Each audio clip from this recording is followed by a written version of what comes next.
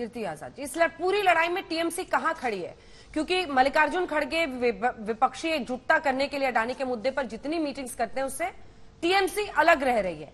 क्या स्टैंड है आपका? क्या आपको लगता है कि राहुल गांधी ने जो विदेश में बोला है वो सही है, गलत है, माफी की मांग गलत है या सही है? क्या स्टैंड है? गतिरोध जो इस वक्त संसद में चला हुआ है उस पर कीर्ति जी। गतिरोध हमारा केवल एक ये है कि विषय से, मुद्दे से लोगों को दिग्भ्रमित करने के लिए प्रयास किया जा रहा है कि राहुल गांधी से माफी मांगी जाए।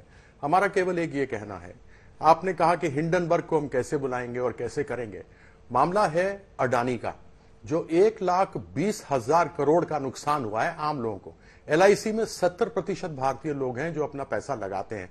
वो मध्यम वर्ग के आते हैं, निम्न मध्यम वर्ग के आते हैं, अधिकतर वो लोग हैं जो LIC में पैसा लगाते हैं। इसी प्रकार से स्टेट बैंक का पैसा उसमें से गया है, PNB का पैसा उसमें से चला गया है।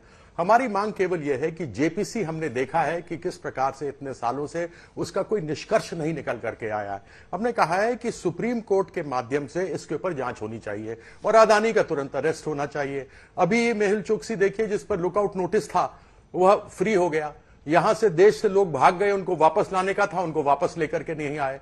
तो हमारा यह कहना है कि अडानी को तुरंत अरेस्ट किया जाए जिससे वो देश से भागे नहीं, और 1,20,000 करोड़ का जो नुकसान हुआ है वह नुकसान कम से कम उसके भराई पूर्ति तो हो, किसी तरीके से वह सामने तो आए। तो इन मुद्दों से भटकाने के लिए यह प्रयास किया जा रहा है कि राहुल गांधी माफी मांगे। आप सोचिए, देश की सुरक्षा की बात हम लोग करते हैं। अभी तो हमने कहा कि राहुल गांधी ने बाहर कहा और देश की बदनामी हो गई। मुझे यह बताइए कि 5 महीने से देश की सुरक्षा में सबसे बड़ा सेंध अगर किसी ने मारा है तो वह भारतीय जनता पार्टी के एक सदस्य ने, जो PMO का असिस्टेंट सेक्रेटरी बनकर कश्मीर में 5 महीनों तक घूमता रहा। Z+ सिक्योरिटी ली। Z+ सिक्योरिटी लोगों को ऐसे ही नहीं मिलती है, वह मिलती है जब तक कि गृह मंत्रालय यहां से न कहे। और वह वहां पर 5 महीने तक घूमता रहा, अपने फेसबुक पर, अपने सोशल मीडिया पर सब कुछ देता रहा। उसके बावजूद सरकार ने उसको नहीं पकड़ा। उसकी एड्रेस क्या था? 34 मीना बाग। मैं सांसद 3 बार रह चुका हूं और मुझे मालूम है वहां पर या तो केवल संसद सदस्य रहते हैं, केवल या संसद सदस्य को, गेस्टों को वहां पर रखा जाता है। वही पुलवामा जो आज से 5 साल पहले हुआ था, क्या ऐसे लोग ही उसमें थे जहां 350 किलो RDX चलाया था, जिसकी आज तक हमें पता नहीं लगी? यह मुद्दा है, ज्वलंत मुद्दे हैं जो देश के सुरक्षा के लिए खतरा है। लेकिन इन सभी मुद्दों से लोगों को भटका कर, अलग ले जाकर इस प्रकार से राहुल गांधी माफी मांगे, राहुल गांधी माफी मांगे। उसने सरकार के बारे में कहा है, देश के बारे में नहीं कहा है। और सरकार के विरुद्ध बात करने का सबको अधिकार है, मुझे भी पूरा अधिकार है, मेरे पार्टी को भी पूरा अधिकार है, और यह अधिकार हम लेकर के रहेंगे और कहते रहेंगे। आपको भी भदौरिया जी ये भटकाने का ही एजेंडा लग रहा होगा?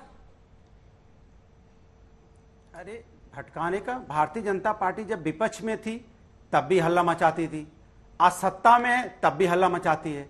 तो क्या ये हल्ला मचाने के लिए देश की जनता की बात करना तो कभी चाहती ही नहीं है।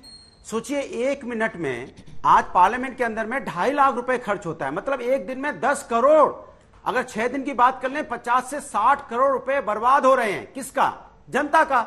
और जिम्मेदारी किसकी है सदन चलाने की? सत्ता पक्ष की। और सत्ता पक्ष ही हल्ला मचा रहा है। तो ये जो पैसा बर्बाद हो रहा है, टैक्स पेयर का, जनता का पैसा बर्बाद हो रहा है। भाई पार्लियामेंट तो इसलिए चलती है ना कि जनता के मुद्दों की बात होगी, जनता की समस्या का वहां समाधान होगा। लेकिन जनता की समस्या की तो बात हो नहीं रही है। बात हो रही है भारतीय जनता पार्टी अपने एजेंडे पे चल रही है। अरे जिससे माफी मंगवानी मंगवाओ, जिससे जो करना करवाओ, लेकिन भाई पार्लियामेंट तो चलाओ ना। पार्लियामेंट क्यों नहीं चलने देते?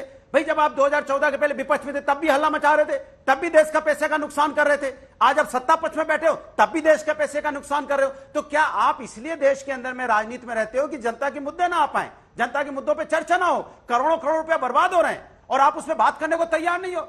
आपके लिए व्यक्ति विशेष हो गया। अरे व्यक्ति विशेष इस देश का कोई देश नहीं है। ना भारतीय जनता पार्टी देश है, ना राहुल गांधी देश है, ना और कोई देश है। देश इस देश की जनता है, उस जनता के बारे में चर्चा नहीं है। कमाल है भाई।